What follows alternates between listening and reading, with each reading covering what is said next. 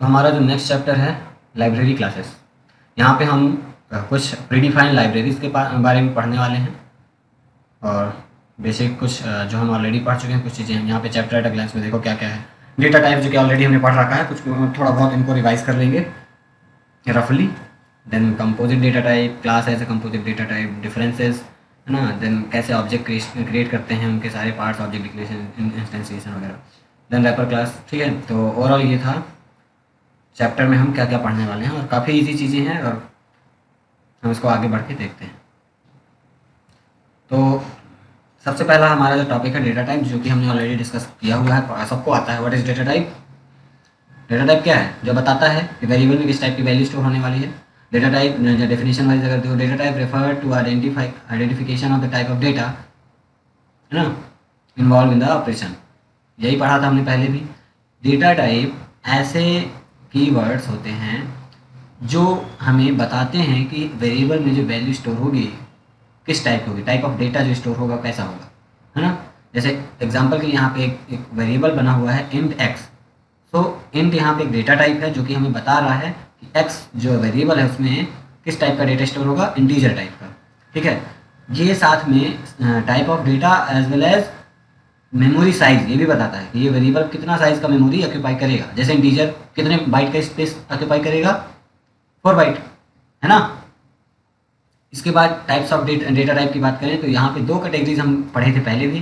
Primitive data type हमारे होते हैं और एक नॉन प्रिमिटिव डेटा टाइप होते हैं, है ना। तो जो हमारा नॉन प्रिमिटिव टाइप जो भी प्रीडिफाइंड डेटा टाइप जो होते हैं सारे, है ना, जितने भी basic fundamental predefined data types होते हैं, टोटल 8 टाइप के हमने पढ़े थे। इंट, फ्लोट, कैर, डबल, बुलियन, सॉर्ट, ये सब ना याद है ना सब? बोलो कुछ, बोलो। हाँ ना, जल्दी जल्दी बोलो Yes. ताकि हाँ, मोस्ट ऑफ द पार्ट इस चैप्टर का हम आज चाहते हैं कि कवर हो जाए। फिर थोड़ा बहुत बचेगा वो कल, यानी 2 दिन इसमें ज़्यादा से ज़्यादा देना चाहता हूँ मैं, क्योंकि है बहुत सिंपल चैप्टर। तो प्रिमिटिव डेटा टाइप सबको पता है। These are the predefined data types which are integral part of Java application are known as primitive data type. ठीक है, इसको दूसरे नाम से भी जानते हैं क्या? ऑप्शन एमसीक्यू में पूछा जा सकता है ना। क्या नाम से जानते हैं? इंट्रिंसिक डेटा टाइप और फंडामेंटल डेटा टाइप और बिल्ट इन डेटा टाइप भी होते हैं। और ये टोटल कितने टाइप के होते हैं? The Java provides 8 primitive data type, short, int, long, float, double, char, byte and boolean, ये सब लिखा हुआ है। ठीक है, तो ओके, प्रिमिटिव डेटा टाइप में कोई दिक्कत नहीं है। नॉन प्रिमिटिव डेटा टाइप में आते हैं। नॉन प्रिमिटिव डेटा टाइप को हम रेफरेंस डेटा टाइप और यूजर डिफाइंड डेटा टाइप भी बोलते हैं। ठीक है, तो नॉन प्रिमिटिव डेटा टाइप ऐसे डेटा टाइप होते हैं जिनको हम प्रिमिटिव डेटा टाइप की मदद से बनाते हैं, है ना। Which is derived from the primitive data type. Derived from the मतलब क्या हुआ इसका? प्रिमिटिव डेटा टाइप से जो निकल के बने हैं या उनसे मिल के बने हैं। तो the data type created with the help of the primitive data type are known as non primitive data type और reference data type. And Java provides non primitive data type as follows. कौन कौन से data type होते हैं? Class, अरे, interface. तो class हमारा क्या है? एक यूजर डिफाइंड डेटा टाइप है जिसको नॉन प्रिमिटिव डेटा टाइप की कैटेगरी में भी आता है। हाँ, अरे भी हमारा नॉन प्रिमिटिव डेटा टाइप है। ठीक है, इंटरफेस जो कि क्लास के जैसा ही होता है, वो तुम लोगों ने पढ़ा नहीं है, बट एक चीज़ होती है इंटरफेस, एक कॉन्सेप्ट है जावा के अंदर, क्लास की तरह ही है, बस थोड़ा सा डिफरेंस है। वो भी हमारा नॉन प्रिमिटिव डेटा टाइप होता है। और जो हम स्ट्रिंग यूज़ करते हैं, स्ट्रिंग भी हमारा नॉन प्रिमिटिव डेटा टाइप है। क्यों? क्योंकि स्ट्रिंग हमारी क्या है? एक क्लास है ना, प्रीडिफाइंड। चाहे वो यूजर डिफाइंड क्लास हो चाहे प्रीडिफाइंड क्लास, अगर है तो वो class non primitive data type होगा। कैसे क्लास हम कैसे कह देंगे स्ट्रिंग हमारी क्लास है? क्योंकि जब भी हम स्ट्रिंग लिखते हैं तो स्ट्रिंग का एस हमारा अपर केस में होता है, कैपिटल। इसका मतलब क्या होगा? जावा में यही होता है ना कि कोई भी वर्ड जिसका फर्स्ट लेटर कैपिटल है वो हमारे क्लास है। हाँ या ना?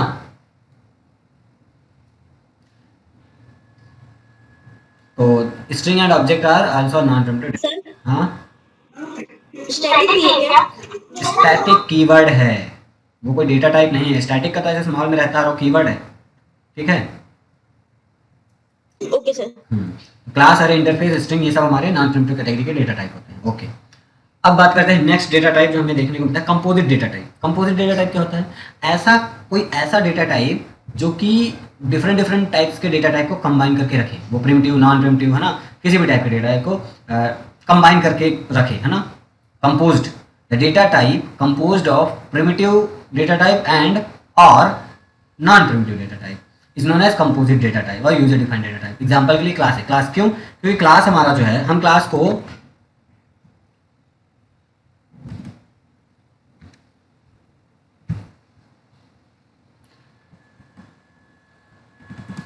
तो जो हमारा क्लास है, मान लो हमने क्लास बनाई ए नाम की। अब इस क्लास के अंदर इंट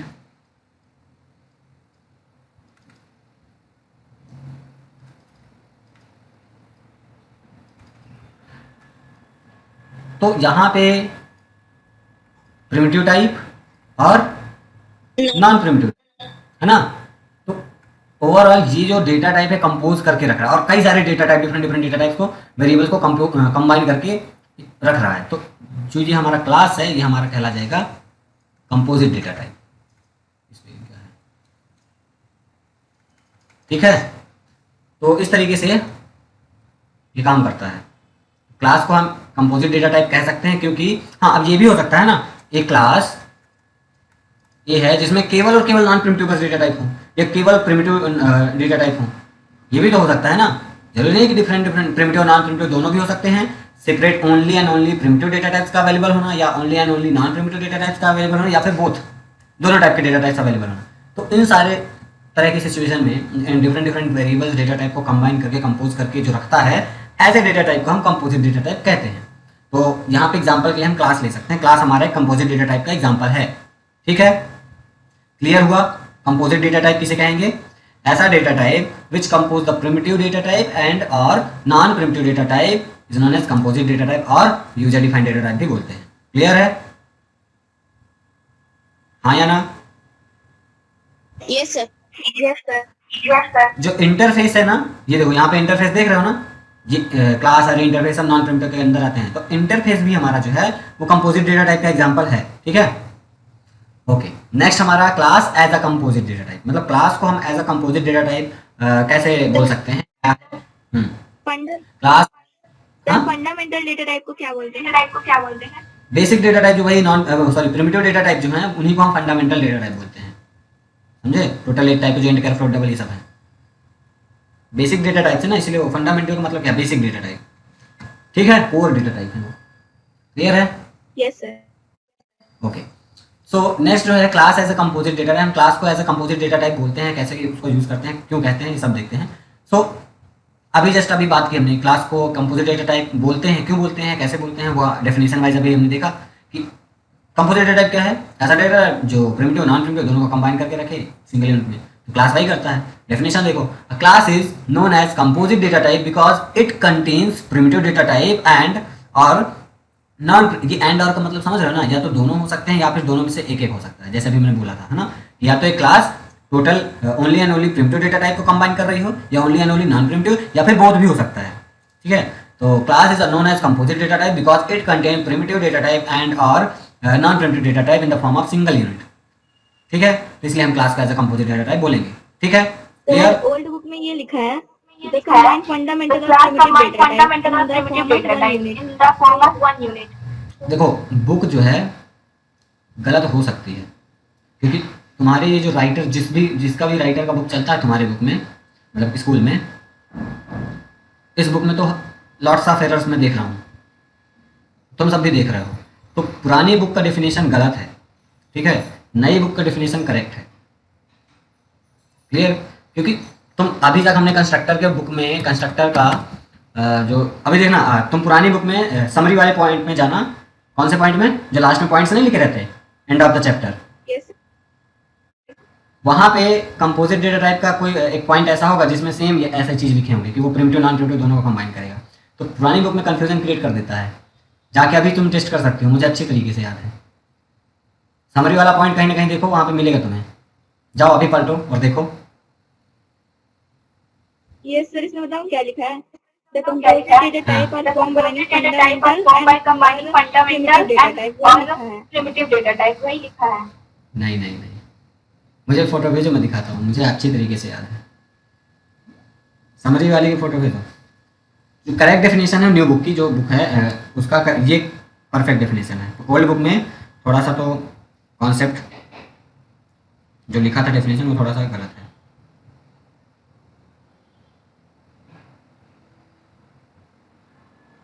तो ये वर्ड से समझो ना, कंपोजिट का मतलब ही क्या होता है। क्योंकि कंपोजिट का मतलब ही क्या है, जो डिफरेंट डिफरेंट चीज़ों को मिक्सअप करके रख रहा है ना। तो यहाँ पे देखो, तुम अगर गूगल भी कर रहे हैं composite data type, composite data type are the data type that are made up primitive data type and other composite data type। मतलब प्रिमिटिव के अलावा अदर कोई डेटा टाइप है उनका भी सबको मिलाकर, जैसे यहाँ पे एग्जांपल क्लास, अरे, है ना, ये सब स्ट्रिंग। तो कंपोजिट का मतलब ही है कंपोज करने, कंपोजिट डेटा टाइप ऐसा डेटा टाइप जो different different mix up data type होंगे, है ना, उन सबको कंबाइन करके रखेगा। तो इस तरह का डेटा टाइप जो भी है वो कंपोजिट डेटा टाइप के अंदर आएगा। तो ओल्ड बुक का जो डेफिनेशन था रॉन्ग था, ठीक है। न्यू बुक में उन्होंने, जो भी राइटर थे, न्यू बुक में उन्होंने डेफिनेशन को परफेक्ट करेक्ट किया है और कुछ नहीं, ठीक है।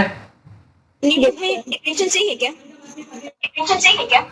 न्यू बुक की डेफिनेशन सही है, क्योंकि उसमें देखो ये भी लिखा है ना अभी, और एंड और, मतलब वो separate only and only primitive data type का कॉम्बिनेशन भी हो सकता है, only and only non primitive type का भी, या फिर दोनों का भी कॉम्बिनेशन हो सकता है। तो इस टाइप का जो भी डेटा टाइप होगा वो कंपोजिट डेटा टाइप, जो भी कंपोज करके कंबाइन करके रख रहा है, सिंपल सा। क्लियर है? Yes sir. आयुषी, उसने भी कंफ्यूज मत होना, न्यू बुक में जो डेफिनेशन लिखा है वो करेक्टेड डेफिनेशन है। ओल्ड बुक में वो थोड़ा सा चाहे मिसप्रिंट हुआ हो या उन्होंने रॉन्ग लिखा है कुछ भी, ठीक है। तो class as a composite data type clear है अभी। एग्जाम्पल के लिए यहाँ पे देखो, क्लास स्टूडेंट, ठीक है, स्टूडेंट नाम की क्लास बनी है। यहाँ पे कुछ वेरिएबल्स बन रहे हैं, रोल नंबर, इंटीजर का है, डबल का, परसेंटेज का, grade and string name.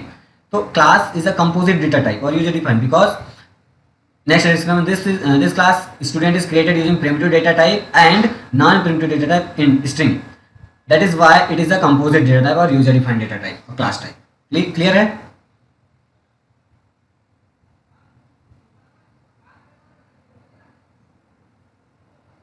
Then distinction between, any difference between primitive and composite data type, क्या क्या डिफरेंस है?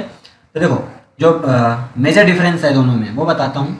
Primitive data type predefined data types होते हैं, जावा की लाइब्रेरी में अवेलेबल हैं, हम कहीं पे भी उसको यूज़ कर सकते हैं, डायरेक्ट यूज़ कर सकते हैं, है ना। लेकिन composite data type, user defined data type को डायरेक्ट नहीं यूज़ कर सकते, पहले तो उन्हें बनाना पड़ेगा, है ना। यूजर डिफाइंड डेटा टाइप बनाओ, ठीक है, और फिर देन यूज़ करो। तो this data type created by the user with the help of the primitive data type और non primitive data types in the form of single unit, जैसे class वगैरह हम बनाते हैं, अरे बनाते हैं, अरे हम आगे पढ़ेंगे। तो ये हुआ कि ये प्रिमिटिव डेटा पहले से बने बनाए हैं, डायरेक्ट यूज करो, कंपोजिट को यूजर क्रिएट करता है। क्लियर, पहला point. Next, each data type in the primitive data type, है ना, each data type it's on storage size, fix size है इनका। कोई भी डेटा टाइप का लो, उनका साइज फिक्स है, प्रीडिफाइंड है, और उनमें कोई हम छेड़खानी नहीं कर सकते, यानी मॉडिफाई नहीं कर सकते। अगर इंटीजर का साइज 4 बाइट का है तो 4 ही रहेगा, हम 4 से 8 नहीं बना सकते। कंपोजिट डेटा टाइप ये वेरिएबल लेंथ के होते हैं, इनका साइज वेरी कर सकता है, कम ज़्यादा, अकॉर्डिंग टू द मेंबर। अगर मैंने क्लास बनाया यहाँ पे, जैसे एग्जांपल देखो, अगर यहाँ कंज्यूमर डिटेल करके क्लास है, long mobile number, string name, तो अब यहाँ पे इसका साइज क्या होगा? ये जो class consumer detail data type है, ये कितना मेमोरी में साइज ऑक्यूपाई करेगा? तो इसके अंदर जितने भी मेंबर हैं उनका साइज कैलकुलेट कर लो, उतना ही। तो लॉन्ग का 8 बाइट हो गया, स्ट्रिंग में जितने कैरेक्टर्स होंगे तो एक कैरेक्टर का 2 बाइट के हिसाब से उतना कैलकुलेट करके, मान लो नेम में 2 कैरेक्टर का कोई स्ट्रिंग स्टोर हुआ है, तो 2 एंड कैरेक्टर का साइज कितना होता है? 2 बाइट ना, और 2 कैरेक्टर है अगर स्ट्रिंग में तो 2 2 4, और 4 प्लस लॉन्ग का साइज 8, तो इसका टोटल साइज कितना हो जाएगा क्लास का? 12, है ना। तो इस तरीके से अब मान लो स्ट्रिंग वेरिएबल बना ही ना होता, तब उस केस में इसका कंज्यूमर डिटेल क्लास का साइज कितना ही ऑक्यूपाई करता है? Only 8 byte. तो ये डिपेंड करता है इसके अंदर मेंबर कितने हैं और किस टाइप के बने हुए हैं वेरिएबल्स, इनका साइज वेरिएबल लेंथ होता है। क्लियर है इतना? देखो ये लिखा है, the storage size of this data type depends upon the other data type content with in the class. A class is a composite data type, ठीक है। तो अभी क्लियर हुआ कि इनका साइज जो है यूजर डिफाइन या कंपोजिट डेटा टाइप का साइज वेरिएबल लेंथ का होता है, फिक्स नहीं रहता, कम ज़्यादा हो सकता है, depends on the other data types which is containing this, है ना। और ये जो है ये प्रीडिफाइंड जो डेटा टाइप होते हैं इनका फिक्स वैल्यू, फिक्स साइज रहता है। क्लियर है? क्लियर है? बोलो हेलो। टाइम पे बोल दिया करो। देन क्रिएशन ऑफ ऑब्जेक्ट और इंस्टेंस ऑफ क्लास कैसे क्रिएट करते हैं? तो the process of declaring the variable, मतलब क्लास के लिए एक वेरिएबल हम बनाते हैं ना, तो वो process using the new operator, ये जो प्रोसेस है वो ऑब्जेक्ट क्रिएशन कहलाता है ना। तो यहाँ पे सिंटेक्स क्लास का नाम, ऑब्जेक्ट का नाम इक्वल न्यू और फिर क्लास का नाम है पैरेंथेसिस लिस्ट ऑफ आर्गुमेंट अगर है पैरामीटर कंस्ट्रक्टर। तो ये सब हमने पढ़ा है कि ऑब्जेक्ट कैसे बनता है। न्यू क्या करता है, न्यू क्या है, एक ऑपरेटर है और ये कीवर्ड भी है। न्यू ऑपरेटर क्या करता है बताओ जरा,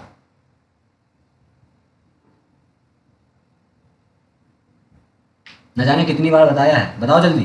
what is the use of new operator,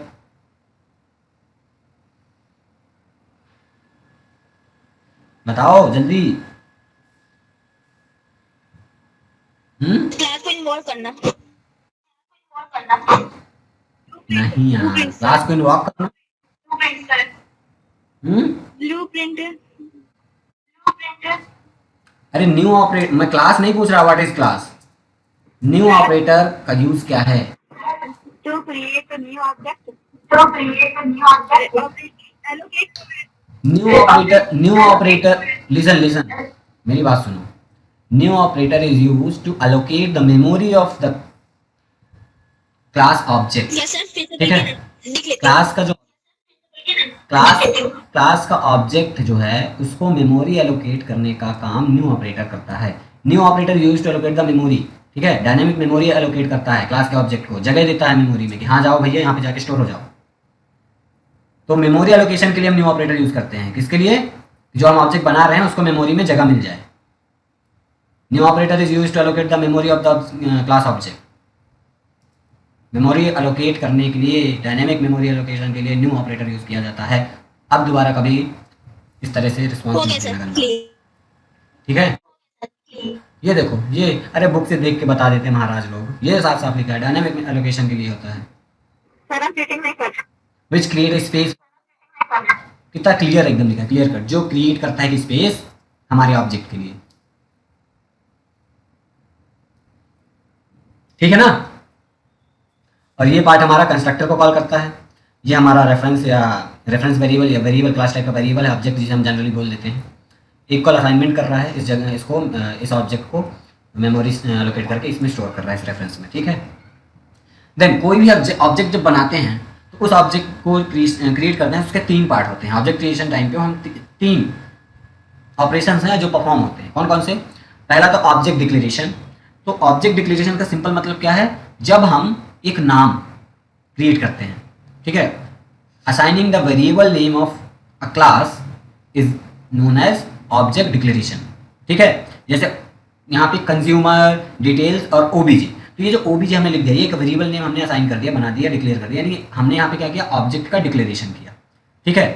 then देखो यहाँ पे डेफिनेशन, द नेम और variable given for class is known as object declaration, ये हाईलाइटेड पार्ट है ना। तो this is object declaration, OBJ is a variable. Clear है, समझ आ रहा है अभी, बोलो हाँ, जबरदस्ती ना बोलना। ओके, देन सेकंड जो पार्ट है, यानी सेकंड ऑपरेशन जो परफॉर्म होता है ऑब्जेक्ट क्रिएशन में, इंस्टेंसिएशन। इंस्टेंसिएशन का मतलब क्या है, इंस्टेंसिएशन मतलब जो ऑब्जेक्ट बना उसका एक इंस्टेंस मेमोरी में जाके स्टोर हो जाए, यानी मेमोरी एलोकेशन। तो अब जैसे ही हमने इक्वल लगा के न्यू ऑपरेटर लिखा, तो यहाँ पे एक ऑपरेशन परफॉर्म हुआ, कौन सा, इंस्टेंसिएशन, यानी उस ऑब्जेक्ट को मेमोरी एलोकेट हो गई।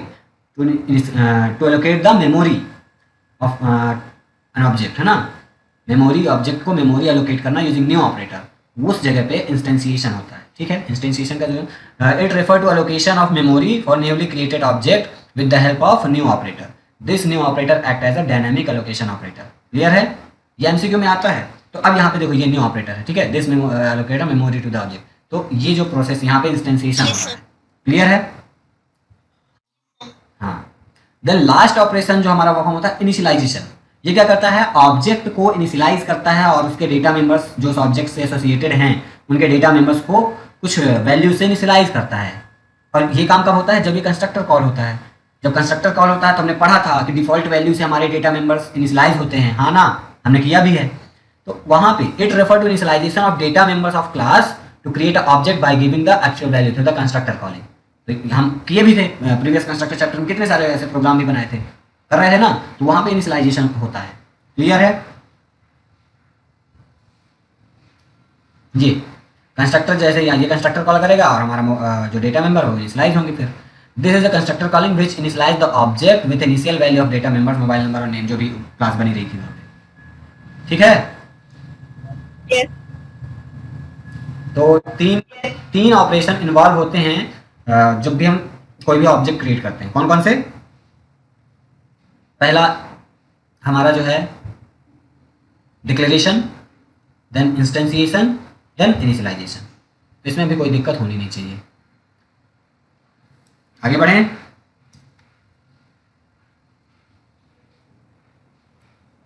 लास्ट में हमारा जो है रैपर क्लास। तो रैपर क्लास क्या होता है? ये प्रीडिफाइंड बहुत सारी क्लासेस हमें मिलती हैं। रैपर क्लास जितने भी प्रिमिटिव डेटा टाइप हैं उनके लिए एक सेपरेट प्रीडिफाइंड क्लास हमें जावा प्रोवाइड कराता है। ठीक है, जैसे बाइट के लिए एक बाइट क्लास है, शॉर्ट के लिए शॉर्ट क्लास, इंट के लिए इंटीजर क्लास, लॉन्ग के लिए लॉन्ग क्लास, फ्लोट के लिए फ्लोट, डबल। ये जो टेबल तुम देख पा रहे हो है ना, तो हर एक डेटा टाइप के लिए, प्रिमिटिव डेटा टाइप के लिए एक सेपरेट क्लास है।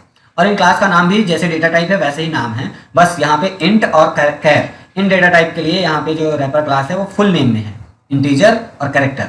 और बाकी जितने भी डेटा टाइप है same as it is same name है, बस क्लास है तो क्लास का फर्स्ट लेटर क्या होगा? कैपिटल। कोई भी क्लास होगी फर्स्ट लेटर सबका कैपिटल है यहाँ पे। तो टोटल 8 प्रिमिटिव डेटा टाइप, तो टोटल 8 रैपर क्लास भी हैं।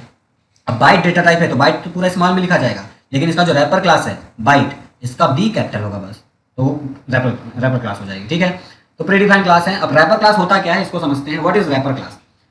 तो रैपर क्लास का काम क्या है? ये हमारे जो भी प्रिमिटिव डेटा टाइप है, primitive data type, int, char, float, double, ये सब है ना, उनको कन्वर्ट करना एक ऑब्जेक्ट फॉर्म में। मान लो मेरा एक इंट टाइप का वेरिएबल था, अब मुझे उसको ऑब्जेक्ट में कन्वर्ट करना है। ठीक है, तो प्रिमिटिव डेटा टाइप को उनके करस्पॉन्डिंग ऑब्जेक्ट टाइप में कन्वर्ट करने का जो प्रोसेस है वो हम करते हैं with the help of wrapper class. और क्यों करते हैं? तो सबसे पहले थोड़ा सा कहानी समझो कि जो जावा है हमारा, हमने क्या पढ़ा था? जावा हमारी कैसी लैंग्वेज है? Object oriented programming language. कैसी लैंग्वेज है? हाँ, ऑब्जेक्ट ओरिएंटेड प्रोग्रामिंग लैंग्वेज है, ऊप्स बेस्ड। बट अगर तुम सर्च करने जाओ कि क्या जावा हमारी 100% प्योर ऑब्जेक्ट ओरिएंटेड लैंग्वेज है, तो तुम्हें आंसर मिलेगा नो। ठीक है, Java is not a pure 100% object oriented programming language. Reason क्या है कि जावा जो है प्रिमिटिव डेटा टाइप की लैंग्वेज को प्रिमिटिव डेटा टाइप को सपोर्ट करता है। जावा लैंग्वेज क्या करता है? प्रिमिटिव डेटा टाइप को सपोर्ट करता है। ये इन फ्लोट का डबल, ये सब हमको जरूरत पड़ती है क्या? कोई भी वेरिएबल बनाते हैं तो उसके पहले हमें मेंशन करना पड़ता है, we need to mention the data type, तो वो वेरिएबल किस टाइप की वैल्यू को स्टोर करेगा। अगर तुम यही पाइथन की बात करोगे तो पाइथन में हमें कुछ डेटा टाइप लिखने की जरूरत नहीं है, सीधा वेरिएबल नाम दिया, वैल्यू असाइन किया, ऑटोमेटिक डायनामिकली वो समझ जाता है कि हाँ ये किस टाइप का वैल्यू है ना। जैसे यहाँ पे एग्जांपल देखना, मैं पाइथन का एक कोड दिखाता हूँ। पाइथन कंपाइलर में गए, अब जावा में हमें मान लो कि कोई नंबर स्टोर करना होता तो उस केस में हम क्या करते हैं? हम जावा में ऐसे लिखते हैं इंट a इक्वल 5, है ना। बट यहाँ पे ऐसा कुछ लिखने की जरूरत ही नहीं है। लो, ओनली a इक्वल 5 किया, और यहाँ मैं अगर a को प्रिंट कराऊंगा 5 आ गया, मैं a इंटू 5 कराऊंगा प्लस हो गया, मान लो तो 10 आ जाएगा। तो यहाँ पे डेटा टाइप मेंशन नहीं हुआ ना, हमें लिखने की जरूरत पड़ी है पाइथन में। पाइथन एक लैंग्वेज है, ठीक है ना। तो यहाँ पे everything is treated as an object. ठीक है, बैकग्राउंड में इसको एज ऑब्जेक्ट ट्रीट किया जा रहा है। यहाँ पे जावा में हमें ये सब करना पड़ता है मैनुअली। तो जावा इन सब चीज़ों को सपोर्ट करता है, इसीलिए जावा को हम बोलते हैं कि 100% ऑब्जेक्ट ओरिएंटेड नहीं है, क्योंकि जो भी pure object oriented programming languages हैं उनमें सब कुछ, एवरीथिंग, सब कुछ एज अ ऑब्जेक्ट ट्रीट होता है। बट ये तो ऑब्जेक्ट है नहीं। तो फिर उसने बोला, जावा ने क्या बोला, जिन्होंने जावा को बनाया, मैनेज करते हैं जो लोग, वो बोलते हैं भाई कि हम 100% code, 100% pure object oriented base में कोड लिख सकते हैं। उन्होंने एक अल्टरनेटिव हमें प्रोवाइड किया कि तुम प्रिमिटिव डेटा टाइप ना यूज करके रैपर क्लास यूज कर लो। तो रैपर क्लास यूज करेंगे तो उस केस में क्या होगा कि हम जो भी वेरिएबल बनाएंगे, मान लो हमने लिखा यहाँ पे मान लो मेरे पास एक क्लास थी बाइट, क्लास बाइट, और यहाँ पे मैंने एक वेरिएबल बनाया ए। तो अब ये ए जो है ये वेरिएबल क्लास टाइप का है। किस टाइप का? बाइट क्लास टाइप का। बाइट क्लास टाइप का एक वेरिएबल ए है ना। तो अब क्या, जब हमने क्लास टाइप का ये वेरिएबल बनाया तो ये हमारा किस टाइप का वेरिएबल हो गया? ऑब्जेक्ट फॉर्म का हो गया ना, ये एक ऑब्जेक्ट ही तो है इस क्लास का, बाइट क्लास का, हाँ या ना। बट अगर हम यहाँ पे एक वेरिएबल बनाते हैं इस तरह से बाइट ए, तो अब ये वेरिएबल है बाइट डेटा टाइप का, नॉन प्रिमिटिव, बट ये तो सॉरी प्रिमिटिव, ये प्रिमिटिव टाइप का, और ये क्लास है यानी नॉन प्रिमिटिव। तो नॉन प्रिमिटिव टाइप का जब भी कोई वेरिएबल बनता है उसको जनरली हम क्या बोलते हैं, ऑब्जेक्ट। और इसमें कुछ भी वैल्यू रखोगे ना तो वो वैसे ही काम करेगा बाकी, बट ये ऑब्जेक्ट फॉर्म में हो गया। तो हम ये रैपर क्लास क्यों यूज करते हैं, if you want to make a program fully object oriented based, है ना, फुली ऑब्जेक्ट ओरिएंटेड बेस्ड कोई प्रोग्रामिंग कोड लिखना चाहते हो तुम जावा के अंदर, तो तुम रैपर क्लास का यूज कर सकते हो। क्लियर हुआ? सर बोलो। वाईफाई क्लास की क्यों जरूरत पड़ी, ये थोड़ा वाईफाई क्लास की क्यों जरूरत पड़ी, ये थोड़ा डाउट है। अरे अभी अभी तो जस्ट यही बता दिया ना, नहीं सुना क्या तुमने? कौन बताएगा रैपर क्लास क्यों आया जावा में, what is the use of wrapper class? मेरी बातों को सुनते हो या नहीं? ज्योति, कृष्णवी, किसी ने नहीं सुना?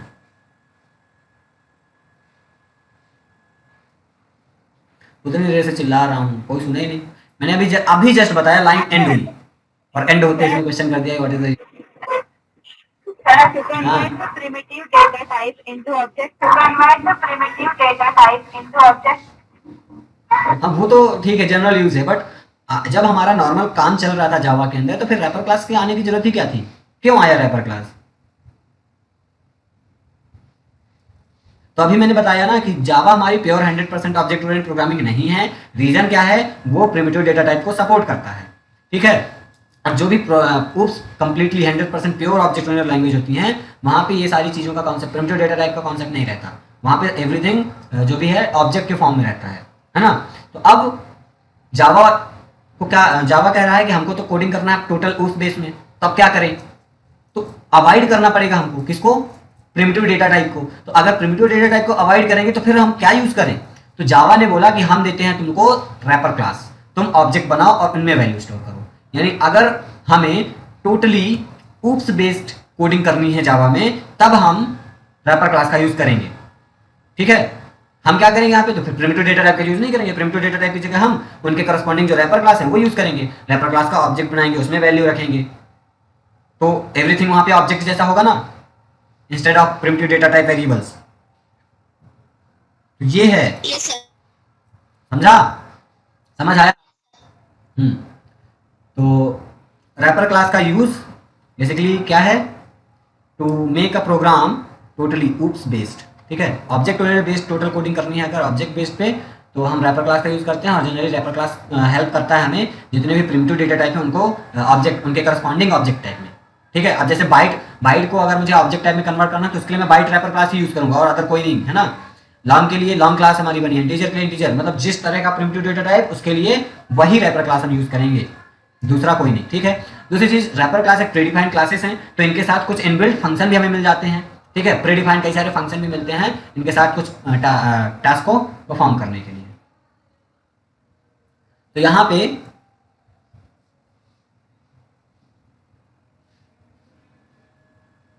प्रिमिटिव डेटा टाइप ये हैं और उनके करस्पॉन्डिंग जो भी रैपर क्लास हैं वो साइड में इधर लिखे हुए हैं।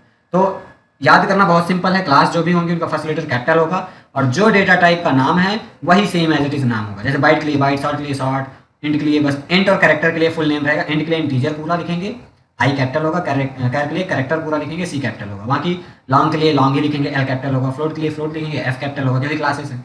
तो इस तरीके से ये हमारी सारी रैपर क्लासेस हैं, ठीक है। लिखा देखो important, note that the wrapper class object must begin with the capital letter, है ना। तो अभी इतना क्लियर है। अब बात करते हैं, हाँ अब बात करते हैं ऑटो बॉक्सिंग या अनबॉक्सिंग, दोनों को देखते हैं। ऑटो बॉक्सिंग एक कॉन्सेप्ट है और एक अनबॉक्सिंग, ठीक है। तो ऑटो बॉक्सिंग क्या होता है, जिसको हम जनरली बॉक्सिंग भी बोल देते हैं। तो अभी हमने पढ़ा कि रैपर क्लास का यूज करते हैं हम प्रिमिटिव डेटा टाइप को ऑब्जेक्ट फॉर्म में कन्वर्ट करने के लिए। तो convert the process of converting primitive data type into the wrapper class object and vice versa, ये बॉक्सिंग कहलाता है, ठीक है ना, ऑटो बॉक्सिंग।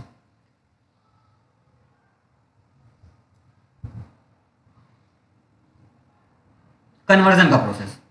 तो ऑटो बॉक्सिंग में जब हम प्रिमिटिव डेटा टाइप को उसके करस्पॉन्डिंग ऑब्जेक्ट टाइप में कन्वर्ट करते हैं तो हमारा ऑटो बॉक्सिंग कहला जाता है, और अनबॉक्सिंग उसका जस्ट उल्टा, कि हमारे पास एक ऑब्जेक्ट टाइप है और उसको कन्वर्ट करना है प्रिमिटिव डेटा टाइप में। तो अगर यहाँ पे हम एग्जांपल लेते हैं, मान लो मेरे पास एक मैंने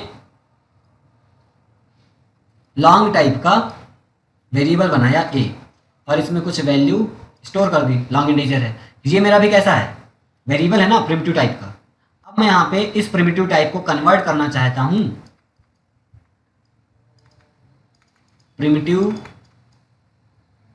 टू ऑब्जेक्ट। तो अब ये मेरा वेरिएबल लॉन्ग टाइप का है, तो किस टाइप के ऑब्जेक्ट में कन्वर्ट होगा, लॉन्ग क्लास टाइप का। हम यहाँ पे लॉन्ग क्लास यूज करेंगे ना, लॉन्ग रैपर क्लास, लॉन्ग, और यहाँ पे मान लो मैंने बना दिया कुछ भी वेरिएबल का नाम लॉन्ग टाइप का, मान लो ओबीजे कर दिया। अब यहाँ अगर मैं ए को ऐसे रख दूँ तो ए की वैल्यू ओबीजे में चली गई, और ये हमारा क्या है, ऑब्जेक्ट है। तो यहाँ पे जो हो रहा है, क्या हो रहा है, ऑटो बॉक्सिंग। क्या हो रहा है, ये जो प्रोसेस है, क्या यहाँ पे प्रिमिटिव डेटा टाइप कन्वर्ट हो रहा है ऑब्जेक्ट टाइप में, हाँ या ना, और ये ऑब्जेक्ट है लॉन्ग क्लास टाइप का, लॉन्ग रैपर क्लास। तो the conversion of primitive data type to its corresponding wrapper class is known as auto boxing. और इसका जस्ट उल्टा, मान लो ओबीजे में वैल्यू कुछ आ गई और मुझे वापस इस ऑब्जेक्ट को कन्वर्ट करना है प्रिमिटिव टाइप में, तो मैं यहाँ एक मेरा प्रिमिटिव डेटा टाइप जो भी है लॉन्ग टाइप का, इसमें वापस रख दिया ओबीजे ऐसे, तो ये ऑब्जेक्ट कन्वर्ट हो जाएगा वेरिएबल फॉर्म में, जो कि प्रिमिटिव डेटा टाइप है लॉन्ग टाइप का, है ना। तो ये मेरा हो जाएगा क्या, अनबॉक्सिंग। जस्ट इसी का उल्टा जस्ट, है ना। तो ऑटो बॉक्सिंग अनबॉक्सिंग क्लियर है अभी। एग्जांपल देखो यहाँ पे, the process of converting the primitive data type into wrapper class object is known as auto boxing. ठीक है, एग्जांपल के लिए यहाँ पे int is a primitive data type, यहाँ पे इंट m इक्वल 10 है। ठीक है, अब इसी इंट m को कन्वर्ट करना है इसके करस्पॉन्डिंग जो भी रैपर क्लास है, कौन सी wrapper class integer, integer num equal m। तो m को स्टोर कर दिया नम में, यानी कन्वर्ट हो गया, यहाँ पे m is converted into variable num, और ये नम जो है एक ऑब्जेक्ट है रैपर क्लास इंटीजर का। तो ये हमारा यहाँ पे क्या हो रहा है, ऑटो बॉक्सिंग हो रही है। यहाँ कैर CHD ये प्रिमिटिव डेटा टाइप था, अब इसको कन्वर्ट करना है तो कैरेक्टर रैपर क्लास यूज किया, वैल इक्वल CH। ठीक है, ये हो गया। ऑटो बॉक्सिंग क्लियर है, हाँ या ना, कुछ बोलो।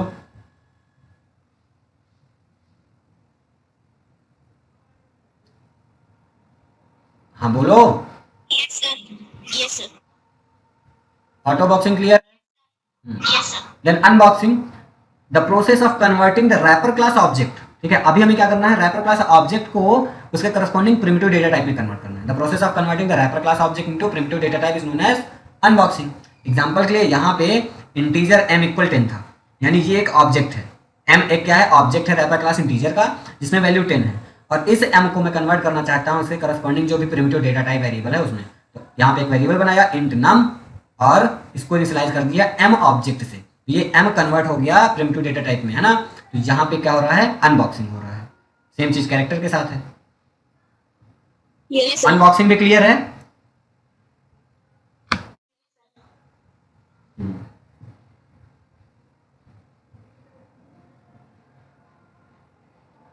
Sir,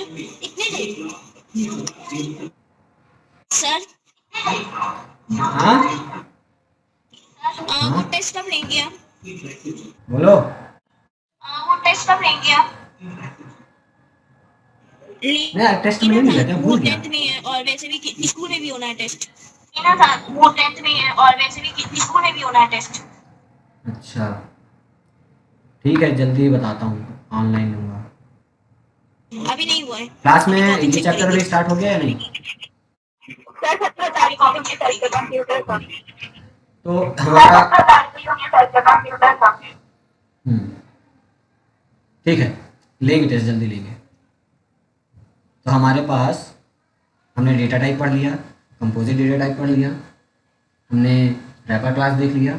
अब इनका प्रैक्टिकल करेंगे, ठीक है ना, टेंशन ना लेना, जैसा हम पढ़ रहे हैं वैसा ही कॉन्सेप्ट कोड में भी होगा, ये बड़ी चीज़ नहीं है।